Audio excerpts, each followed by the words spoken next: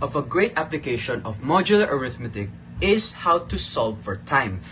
In time, when I say time, I do not mean prediction of outcomes or something like that. It's simply put, what would be the time after a certain period has passed? So an example of time problems in modular arithmetic is this. In a 12-hour clock, determine the time 25 hours before 10 o'clock, 5 hours after 11 o'clock, and what day of the week is 25 from now if today is Monday.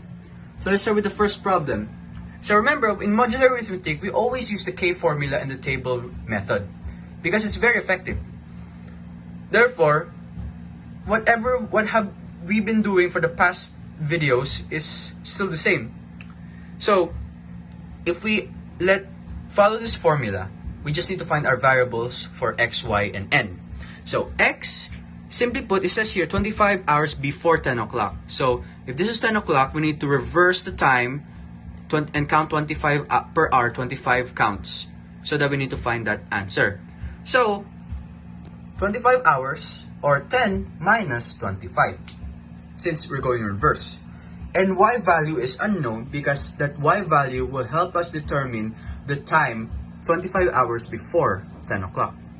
And n, how did we get the value of n? What type of clock are we using? A 12-hour clock. So that is 12. N equals 12. We have x and n. We don't have y. So the only thing that can make k valid or make this expression valid is when k is a whole number. Therefore, substitute these values and find the values of y that can make k a whole number using a table of values. So from 1 to 3 or 1 to 8, all of them are decimals in values. But when we reach to the y value of 9 and apply it in this formula with these variables, and k results in negative 2. Though negative, it is still a whole number. Therefore, y equals 9 makes this solution valid. Therefore, how do we conclude this statement? Simply put, in a 12-hour clock, determine the time 25 hours before 10 o'clock is 9 o'clock. How do we prove it? 24 hours or every clock rotation is 12 hours. So after 12 hours, it goes to the same number point. So after 12 hours, 10 o'clock again, another 12 hours, which is 24 hours, 10 o'clock, and 25 minus 24 is 1 hour. And since it's going reverse, what's before 10 o'clock? 9 o'clock. 9 o'clock.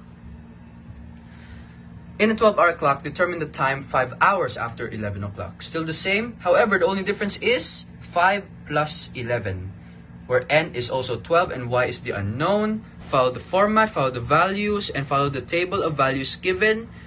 The only value, y value, that can make k a whole number is 4. Therefore, the answer is 4 o'clock. Again, how do we make sure? 5 hours after 11 o'clock. One full rotation is 12 hours, so 5. But 12 minus 1 is 1. And we need to go backwards 1 hour since it says here, 5 hours after 11 o'clock. Baliktad pala ako. So 11 o'clock, 5 hours. So 11, 12, 1, 2, 3, 4. 4 o'clock. Lastly, what day of the week is 25 days from now if today is Monday? So, simply put, let x equals, how many days is this? 25. Y is the unknown, and n, how did we get 7? Simply, how many days in a week are there? 7. There are 7 days in a week. So we use the value 7. Substitute, apply the table method, and the only y value that can make k a whole number is 4. Therefore, how do we interpret this answer? So if the value of y is 4, then we can say that if today's Monday plus 4 days, then the final answer after 25 days, if today's Monday, it's Friday. How do we make sure? How many days in a week? 7. 7 times 3, 7, 14, 21. So there are 21 days, and each multiple of 7 is Monday. So 25 minus 1, 5, 4. 4 days. So 25, so 4 days, count 4 days after Monday. Monday, Tuesday, Wednesday, Thursday, Friday. So that is an application of modular arithmetic.